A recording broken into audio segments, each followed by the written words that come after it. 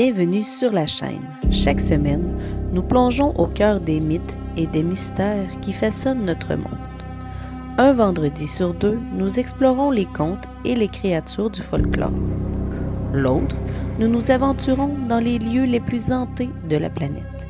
Et cette semaine, c'est justement un lieu hanté qui nous attend.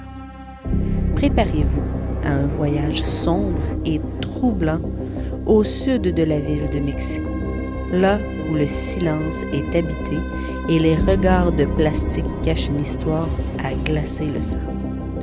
Oubliez tout ce que vous pensiez savoir sur les jouets d'enfants, car sur cette île, ils ne sont pas innocents.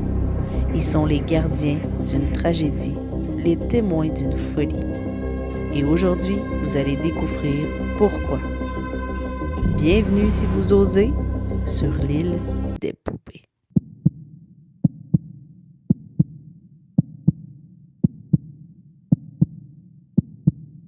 Il existe au sud de la ville de Mexico une île où le silence est habité.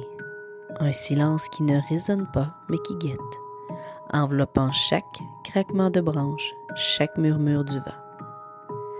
Nous l'appelons l'île des poupées. Un lieu dont l'histoire est plus effrayante que n'importe quelle fiction. Le récit commence avec un homme, Don Julian Santana Barrera. Il vivait en ermite sur cette île isolée. Un jour, alors qu'il se tenait au bord de l'eau, il a découvert l'indicible, le corps sans vie d'une jeune fille noyée par les eaux noires du canal. Ce drame le marqua à jamais. Mais l'histoire ne s'arrête pas là. Peu après, une poupée a dérivé dans le canal, flottant jusqu'à lui comme un sinistre écho au destin de l'enfant. Julian a ramassé la poupée, son visage de plastique déformé par l'eau et ses membres complètement tordus. Hanté par la tragédie, il a décidé de suspendre la poupée à un arbre en guise d'offrande, convaincu que cela apaiserait l'âme errante de la fillette. Mais ce geste anodin n'a fait qu'ouvrir une porte.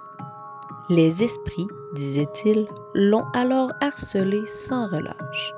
Il a commencé à entendre des murmures, des pleurs, des cris et des pas qui ne s'arrêtaient jamais. Convaincu que la première poupée ne suffisait pas à le protéger et à honorer le fantôme de l'enfant, Don Julian a commencé sa macabre collection. Il a récupéré des poupées abandonnées, souvent mutilées, sans yeux, avec des membres manquants, et les a pendues aux arbres. Des centaines de poupées suspendues à l'envers et à l'endroit comme des épouvantails défigurés. Des visages de plastique complètement déformés par le soleil et la pluie. Les yeux vides, fixant le vide. Aujourd'hui, l'île est devenue un lieu de pèlerinage pour les touristes en quête de sensations fortes. On s'y rend dans une sorte de petite barque colorée. Mais au fil de la progression sur le canal, la joie des couleurs s'estompe, remplacée par une angoisse lourde. Les bruits de la ville disparaissent, ne laissant que le murmure du vent qui fait osciller les poupées. L'atmosphère qui règne sur l'île est lourde et oppressante. Un sentiment d'être épié. À mesure que l'on avance dans le sous-bois, ce ne sont plus des poupées que l'on voit, mais des silhouettes suspendues. Leur regard vitreux semble vous suivre, vous juger. On a l'impression que ces jouets, autrefois innocents, sont désormais les gardiens d'un secret. Des visiteurs du monde entier rapportent des expériences étranges. Un touriste, Manuel, a confié « Cette vidéo m'a rendu curieux. J'ai voulu visiter et en profiter pour enregistrer une petite vidéo pour TikTok. » Mais d'autres moins chanceux ont fait face à des phénomènes inexpliqués.